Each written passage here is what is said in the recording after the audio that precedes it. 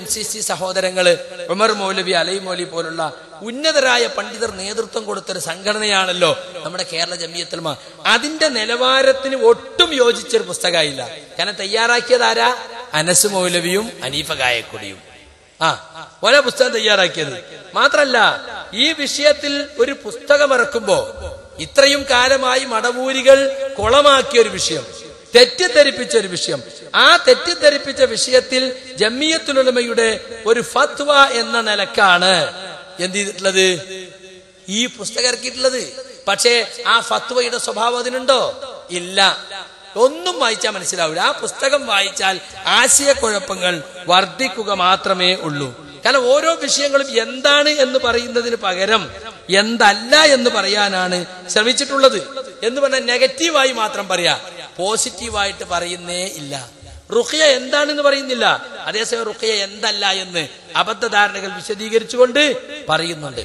അപ്പൊ സുതാര്യമായ രീതിയിൽ, സുഗ്രാഹ്യമായ രീതിയിൽ ഈ വിഷയങ്ങൾ വിശദീകരിക്കുന്ന നിരവധി സലഫി ഗ്രന്ഥങ്ങൾ ലോകത്തുണ്ടായിട്ടും അതൊന്നും അവലംബിക്കാതെ ആരെയൊക്കെയോ തൃപ്തിപ്പെടുത്താൻ വേണ്ടി വിവാദ വിഷയങ്ങളിൽ ഒരുതരം തെൽബീസ്, തെൽബീസ് എന്ന് പറഞ്ഞാൽ സത്യവും അസത്യവും കൂട്ടിക്കുഴയ്ക്കുക, ആ തെൽബീസാണ് യഥാർത്ഥത്തിൽ പുസ്തകത്തിലുടനീളം സ്വീകരിച്ചിട്ടുള്ളത്. ഇസ്ലാഹി പ്രസ്ഥാനത്തിന്റെ ലൈൻ എന്താന്ന് ചോദിച്ചാൽ കാര്യങ്ങൾ കണിശമായി വളച്ചുകെട്ടില്ലാതെ പറയുന്ന ഒരു ശൈലിയാണ്. ഏത് ചോദ്യം നമ്മളോട് ചോദിച്ചാൽ ക്ലിയർ മറുപടി കിട്ടും. പക്ഷെ ജിന്ന് ചെയ്താൻ വിഷയം വന്നപ്പോ എന്തായി, അതിങ്ങനെ ഒരു നമ്മളെ നാട്ടിൽ പറയലുണ്ട്, ഈ മട്ടലുമ ചവിട്ടിയ മാതിരി, ഇവിടെ ചവിട്ടി അവിടെ പൊന്തി, അവിടെ ചവിട്ടി അവിടെ പൊന്തി. ആ രൂപത്തിൽ എന്താ, അത് കൃത്യമായി ഹദീസിലുള്ളത് പറയാൻ നമുക്ക് മടിയുണ്ട്. ചില ആളുകൾക്കൊന്നും അത് ഇഷ്ടപ്പെടുന്നില്ല. അപ്പൊ കല്ലും നെല്ലും തിരിച്ച് വിഷയം പഠിപ്പിക്കുന്നതിന് പകരം ആരൊക്കെയോ മുൻവിധികൾ അതിനനുസരിച്ച് സംസാരിക്കാണ്. പിന്നെ ഈ പുസ്തകത്തിൽ സിഹിറിനെ പറ്റിയും കണ്ണേറിനെ പറ്റിയും ബോധപൂർവം പറയാതിരുന്നിരിക്കുകയാണ്. അത് ഈ വിഷയത്തിൽ ചർച്ചയല്ലേ, കണ്ണേറിന്റെ റുഖിയ ചർച്ച ചെയ്യണ്ടേ? സിഹിറിനെ പറ്റി മൊത്തത്തിൽ സിഹിറിന് ഹഖീഖത്തുണ്ട് എന്ന് പറഞ്ഞു പോവല്ലാതെ റസൂലുള്ളാഹിക്ക് സിഹിർ ബാധിച്ച ഹദീസോ സിഹിറിനെതിരിൽ മടവൂരികൾ നടന്ന കുപ്പജനക മറുപടിയോ ഒന്നും ഇതിൽ പറഞ്ഞിട്ടില്ല. തൗഹീദിനെ പറ്റി കുറെ പേജുകൾ വിശദീകരിച്ചിട്ടുണ്ട്. യഥാർത്ഥത്തിൽ തൗഹീദ് എല്ലാവർക്കും അറിയുന്ന പൊതു തത്വമാണ് ആദ്യ ഭാഗത്ത് വിശദീകരിച്ചിട്ടുള്ളത്. അതിൽ തന്നെ കുറച്ച് ഭാഗങ്ങൾ കൊണ്ട് പറയാൻ പറ്റുന്നതായിരുന്നു. മാത്രമല്ല വിശുദ്ധ ഖുർആനിലെ ഒരു ആയത്ത്, ജിന്നുകളെ വിളിച്ചു തേടിയിരുന്ന ജാഹിലിയ കാലത്തുള്ളവർ ഹനീഫ കായക്കൊടി തൊടുപുഴയിൽ വന്ന് പറഞ്ഞത് എന്താ അറിയോ? വഅന്നഹു കാന റിജാലുൻ മിനൽ ഇൻസി യഊദൂന ബിരിജാലിൻ മിനൽ ജിന്നി ഫസാദൂഹും റഹഖാ. ആ മനുഷ്യരിൽപ്പെട്ട ചില ആളുകൾ ജിന്നുകളിൽപ്പെട്ട ചില ആളുകളോട് അഭയം തേടി പ്രാർത്ഥിക്കാറുണ്ടായിരുന്നു. അതിന് മൂപ്പര് പറയാ, ഹയ്യായ ഹാലറായ ഖാദിറായ ജിന്നിനോടാ ചോദിച്ചത്, എന്നിട്ടും ശിർക്കായി. പച്ചകളുടെ ദുർവ്യാഖ്യാനം ചെയ്യാ. എന്താണ് അവിടെ ജാഹിലിയ കാലത്തുള്ളവർ ചോദിച്ചത്? ഒരു സ്ഥലത്ത് ചെന്നിറങ്ങിയാൽ ആ വാദിയിലുള്ള ആ താഴ്വരയുടെ നേതാവായ ജിന്നേ, ഇവിടെയുള്ള കാഫിർ ജിന്നുകൾ എന്നെ ഉപദ്രവിക്കുന്നത്, ഞാൻ നിങ്ങളോട് അഭയം തേടുന്നു. എന്റെ കുട്ടികൾ, എന്റെ സമ്പത്ത്, എന്റെ കാലികൾ, ഞാന്, എന്റെ ശരീരം, ഇതിനെല്ലാം രക്ഷിക്കാൻ അതിന് കഴിയോ? ജിന്ന് നേതാവിന് കഴിയോ? ജിന്ന് നേതാവിന് കഴിയുന്ന കാര്യമാണോ അത്? ഒരിക്കലുമല്ല. അത് ഹാളിറിനോടല്ല, അത് ഗായിബിനോടാണെന്ന് വ്യക്തമായി തഫ്സീറുകളിൽ പറഞ്ഞിട്ടുണ്ട്. അത് ശരിക്ക് അല്ലാഹുക്ക് മാത്രം കഴിയുന്ന കാര്യമാണ് ചോദിച്ചത്. അതുകൊണ്ട് അത് പ്രാർത്ഥനയാണ്. അത് നേരെ അട്ടിമറിച്ചു. എന്നിട്ട് പറയാണ്, നമ്മളിപ്പോ ഒരു സ്ഥലത്ത് ചെന്നാല്, ഇപ്പൊ നമ്മളൊരു പരിപാടി വെക്കാൻ വേണ്ടി ഒരു പുതിയ സ്ഥലത്ത് ചെല്ലുകയാണെങ്കിൽ നേരത്തെ അവിടുത്തെ മുതലാളിമാരെയും പ്രമാണിമാരെയൊക്കെ കണ്ടിട്ട്, ഈ കുട്ടികൾ ഇവിടെ പ്രശ്നം ഉണ്ടാക്കണത് ഒന്ന് ശ്രദ്ധിക്കണം കേട്ടോ എന്ന് പറയുന്നത് പോലത്തെ ഏർപ്പാടാണെന്നാ പറയുന്നത്. ജമിയത്തിന്റെ പുസ്തകത്തിൽ ആ രീതിയിലാണ് ഇബ്നു കസീറിന്റെ ഒരു വാചകം ഇവിടെ തെറ്റിദ്ധരിച്ചിട്ടുള്ളത്. അതാണ് ഇപ്പോ ഹനീഫ് കായക്കൊടിയും പറഞ്ഞു നടക്കുന്നത്. അപ്പൊ വിശുദ്ധ ഖുർആൻ വരെ തങ്ങളുടെ ആവശ്യത്തിന് ദുർവ്യാഖ്യാനം ചെയ്തിരിക്കുകയാണ്. ഈ പുസ്തകത്തിന്റെ ഇന്നമാദാലിക്കും ശൈത്താനു യുഖവ്വിഫു ഔലിയാഹു ഫഖാഫൂഹും, കണ്ടോ? പിശാച് എന്ത് ചെയ്യും? അവനാണ് പിശാച്. അവൻ അവന്റെ മിത്രങ്ങളെ സംബന്ധിച്ച് നിങ്ങളെ പേടിപ്പിക്കും. ആരാ പിശാചിന്റെ മിത്രങ്ങൾ? മുശ്രിക്കുകൾ. അവരെ നിങ്ങൾ പേടിക്കരുത്. അതെന്തിനാ കൊടുത്തത്? പിശാചിനെ പേടിക്കരുത് എന്നതിനാക്കി. അതിനുവേണ്ടി ഇബ്നു കസീർ ഒരു ഇബാറത്ത് തെറ്റിദ്ധരിപ്പിച്ചു. അതൊക്കെ വിശദീകരിക്കാൻ എനിക്ക് സമയമില്ല. ഇത് പണ്ടേ സലാം സല്ലമി പറഞ്ഞതാ. കടവത്തൂരിൽ വെച്ച് ഞാൻ മറുപടി കൊടുത്തതാ. എടോ, ഓരോ ആയത്തുണ്ട്, എല്ലാ വാദത്തിൽ നമുക്ക് പൊളിച്ചോന്നിട്ട് ഓതി ആയത്തത്. അതിന് ഞാൻ അത് ക്ലിപ്പിട്ടിട്ട് കൃത്യമായി കടവത്തൂരിൽ മറുപടി കൊടുത്തിട്ടുണ്ട്. അതേ ആയത്ത് ഇപ്പൊ ഇവര് ഓതുന്നു. സലാം സുല്ലമി എന്തു പറഞ്ഞോ 2005 2006 ഒക്കെ, അതാണ് ഇപ്പൊ ഈ കോക്കസ് പറഞ്ഞുകൊണ്ടിരിക്കുന്നത്. എന്നിട്ട് വലിയ ഗവേഷണം, അത്ര മീറ്റിംഗ് കൂടി, ഇത്ര മീറ്റിംഗ് കൂടി. എന്നിട്ടോ സലാസുല്ലി പറഞ്ഞ തന്നെ, കരിമ്പലാക്കൽ പറഞ്ഞ തന്നെ. അപ്പൊ നമ്മളെ ജമിയത്തിന്റെ പ്രസിഡന്റ് ഇനി കരിമ്പലാക്കലിനെ ആക്കണോ? കാരണം 5 കൊല്ലം അവർ മുമ്പിലാന്ന് പറഞ്ഞത്. ജിന്നു ശൈത്താൻ വിഷയത്തിലെ കാര്യങ്ങൾ മുൻകൂട്ടി മനസ്സിലാക്കാൻ 5 കൊല്ലം മുമ്പ് മനസ്സിലാക്കാൻ കരിമ്പലാക്കലിന് സാധിച്ചു, അലിമദനിക്ക് സാധിച്ചു, സലാം സല്ലമിക്ക് സാധിച്ചു. അതിപ്പോഴാണ് നമ്മളെ ജമിയത്തിൽ നമുക്ക് മനസ്സിലാക്കാൻ സാധിച്ചത്. അപ്പൊ അതുകൊണ്ട് ഈ തരത്തിലുള്ള ഒരുപാട് പ്രശ്നങ്ങൾ സുഹൃത്തുക്കളെ ഈ വിഷയത്തെ കൈകാര്യം ചെയ്ത രീതിയിൽ സ്വീകരിച്ച സലഫി വിരുദ്ധ നിലപാടുകൊണ്ടുണ്ടായിട്ടുണ്ട്. ലോകത്തുടനീളമുള്ള സലഫി പണ്ഡിതന്മാർ ഈ വിഷയത്തെ എങ്ങനെ കൈകാര്യം ചെയ്തോ അതുപോലെ കൈകാര്യം ചെയ്തിരുന്നെങ്കിൽ ഇതൊരിക്കലും ഇത്ര വഷളാകുമായിരുന്നില്ല. മുജാഹിദ് പ്രസ്ഥാനത്തിൽ ഇന്നീ കാണുന്ന ഒരു പ്രതിസന്ധിയും ഉണ്ടാകുമായിരുന്നില്ല. കരുതിക്കൂട്ടി ചില ആളുകളെ ലോക സലഫി ഉലമാക്കളുടെ നിലപാടിന് വ്യത്യസ്തമായി, ആദിമകാല മുസ്ലിമീങ്ങളുടെ നിലപാടിന് വ്യത്യസ്തമായി പറഞ്ഞു പോകുന്നുണ്ട്. അതുകൊണ്ട് ആ കാര്യം പ്രത്യേകം ഓർക്കണം. എന്താണ് വാസ്തവത്തിലൂടെ സംഭവിച്ചത് എന്ന കാര്യം നമ്മൾ പഠിക്കേണ്ടതുണ്ട്, മനസ്സിലാക്കേണ്ടതുണ്ട്. ഇനി സുഹൃത്തുക്കളെ, തിരുവനന്തപുരത്ത് നടന്ന ആ യോഗത്തിൽ അവസാനം പ്രവർത്തകർ പറഞ്ഞു, ഇവിടെ സക്കരിയ സലാഹിക്ക് അങ്ങനെ വാദല്ല എന്ന് പറഞ്ഞല്ലോ, പിന്നെ എന്തിനാണ് നിങ്ങളോട് ഭിന്നിപ്പിച്ചത് എന്ന് വളരെ വികാരപരമായി ഒരു പ്രവർത്തകൻ ചോദിക്കുന്ന രംഗം കൂടി കണ്ടുകൊണ്ട് നമുക്ക് അവസാനിപ്പിക്കാം. ഒന്ന് കാണിച്ചു കൊടുക്കാം.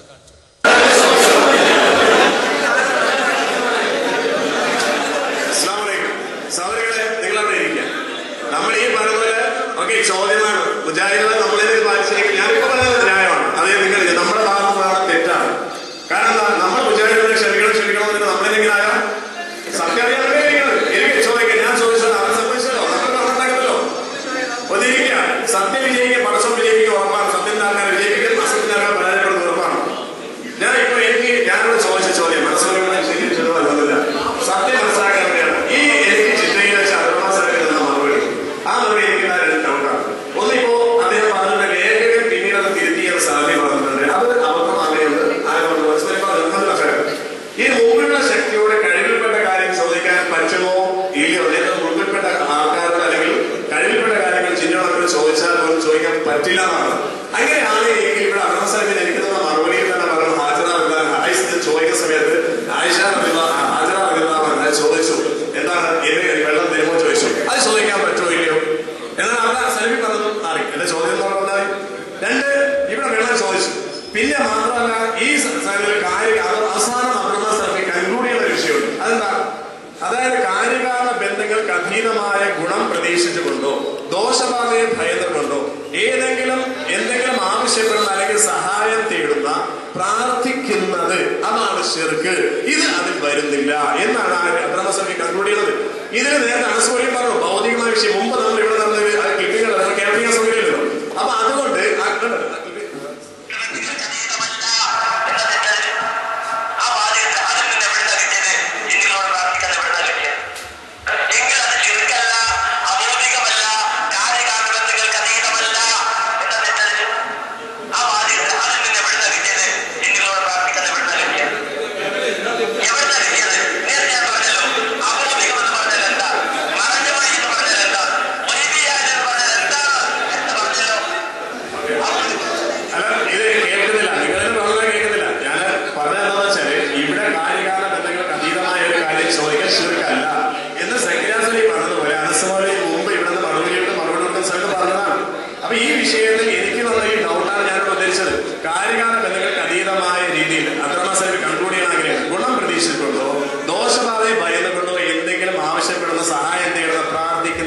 ശിർക്ക്.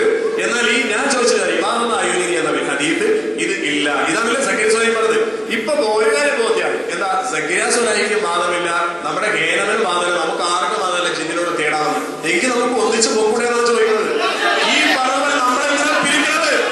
ഈ നമ്മള് പ്രാണമുള്ള ശ്രേഷ്ഠമായ പ്രസ്ഥാനത്ത് എന്തിനാ മനസ്സിക്കുന്നത്? അതുപോലെ സാധനം സംഘടന പറയാണ്. ആര് മറുപടി പറയാൻ അവസാനം പറയാൻ സത്യം ചെയ്തിട്ടാണ് പോകരുത്, സത്യം ചെയ്തിട്ടാണ് പോകുന്നത്.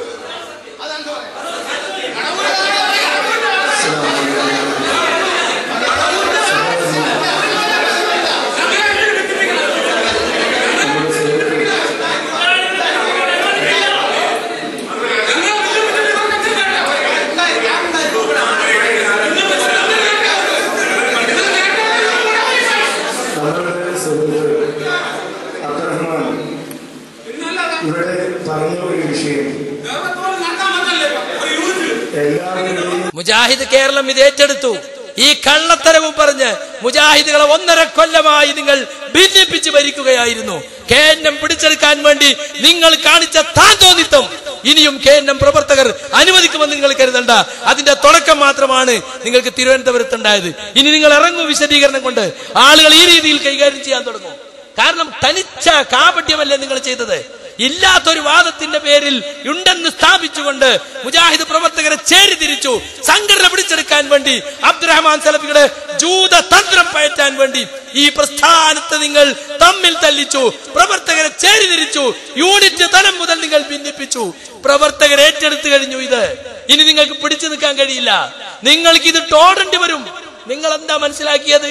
മുജാഹിദ് പ്രവർത്തകർ പൊട്ടന്മാരാണെന്നോ, സംഘടനയ്ക്ക് വേണ്ടി സഹിക്കുമെന്നോ, സംഘടനയിലെ 10 രൂപയുടെ മെമ്പർഷിപ്പിന് വേണ്ടി നിങ്ങളെ താന്തോന്നിത്തത്തിന് കൂട്ടുനിൽക്കുമെന്നാണോ നിങ്ങൾ വിചാരിച്ചത്? നടക്കാൻ പോകുന്നില്ലാതെ. ഈ വിശദീകരണങ്ങളുമായി ഞങ്ങൾ ഇറങ്ങിയപ്പോ ആളുകൾക്ക് കാര്യങ്ങൾ മനസ്സിലായി. സംഘടനയുടെ ചട്ടക്കൂട്ടിൽ നിർത്തിക്കൊണ്ട് നിങ്ങൾ വിചാരിച്ചു എതിര് പറയാൻ ഇവിടെ ആരും ഉണ്ടാവില്ല. സംഘടന ഇല്ലെങ്കിൽ ആളുകൾ കാര്യം മനസ്സിലാക്കാൻ സാധിക്കൂല. സംഘടനാ ചാനൽ ദുരുപയോഗം ചെയ്ത്, സംഘടനാ സ്ഥാപനങ്ങൾ ദുരുപയോഗം ചെയ്ത്, സംഘടനാ പ്രസിദ്ധീകരണം ദുരുപയോഗം ചെയ്ത്, സംഘടനാ ആസ്ഥാനം ദുരുപയോഗം ചെയ്ത് മുജാഹിദുകളിൽ നിന്ന് പിരിച്ചെടുത്ത സകാത്തിന്റെയും സദഖയുടെയും പൈസ ഉപയോഗിച്ച് നിങ്ങളെ കോക്കസിന്റെ താന്തോന്നിത്തമാണ് പ്രസ്ഥാനത്തിന്റെ പേരിൽ ഇവിടെ നടത്തിയത്. അതിനി അനുവദിക്കുകയില്ല എന്ന് മുജാഹിദ് പ്രവർത്തകർ തീരുമാനിച്ചു കഴിഞ്ഞു. അതുകൊണ്ട് ഞാൻ ഓർമ്മപ്പെടുത്തുകയാണ്, ഈ വിവാദം നിങ്ങൾ അവസാനിപ്പിക്കണം. നിങ്ങൾ ഈ ശിർക്കാരോപണം പിൻവലിച്ച് മുജാഹിദ് കേരളത്തോട് മാപ്പ് പറയണം. നിങ്ങൾ ഈ കോക്കസ് കമ്മിറ്റി പിരിച്ചുവിട്ട് എല്ലാ മുജാഹിദുകൾക്കും തൃപ്തിപ്പെട്ട ഒരു കമ്മിറ്റി കേരള നേതൃത്വത്തിൽ മുജാഹിദീൻ ഉണ്ടാകണം. എല്ലാവർക്കും പോയി പരാതി പറയാൻ പറ്റിയ നിഷ്പക്ഷമായ ഒരു നേതൃത്വം ഈ പ്രസ്ഥാനത്തിനുണ്ടാകണം. അതാണ് ഞങ്ങൾക്ക് പറയാനുള്ളത്. അതുകൊണ്ട് സുഹൃത്തുക്കളെ, നിങ്ങൾ ഈ കാര്യങ്ങൾ മനസ്സിലാക്കണമെന്നും ഈ സംഗതിയെ കുറിച്ച് ഉൾക്കൊള്ളണമെന്നും ഞാൻ ഓർമ്മപ്പെടുത്തുകയാണ്. ഇല്ലാത്ത ആരോപണങ്ങൾ പറഞ്ഞ് മുജാഹിദ് പ്രവർത്തകരെ തമ്മിലടിപ്പിച്ച് അതിനാദർശത്തിന്റെ പരിവേഷം നൽകി, സംഘടനാ സ്നേഹത്തിന്റെ പരിവേഷം നൽകി മുജാഹിദ് പ്രവർത്തകരെ ഇനിയും നിങ്ങൾ തമ്മിൽ തല്ലിക്കാമെന്ന് വിചാരിക്കുന്നുവെങ്കിൽ നടപ്പുള്ള കാര്യമല്ല അതെന്ന് ജമിയത്തിന്റെ ആസ്ഥാനമായ പുളിക്കൽ വെച്ചാണ് ഞങ്ങൾ ഇത് പറയുന്നത്. ഓർമ്മയിരിക്കട്ടെ എന്ന് പ്രത്യേകമായി കോക്കസ് നേതാക്കന്മാരോട് പറയാണ്. ആളുകളെ തമ്മിൽ തല്ലിക്കല് ഇല്ലാത്ത കാര്യം പറഞ്ഞിട്ട് ദഅവത്ത് മുടക്കിയില്ലേ നിങ്ങൾ 1 വർഷത്തിലധികമായി? ഇവിടെ സമ്മേളനമായിട്ട് എവിടെയെങ്കിലും ദഅവത്ത് നടക്കുന്നുണ്ടോ? എന്താ പ്രശ്നം?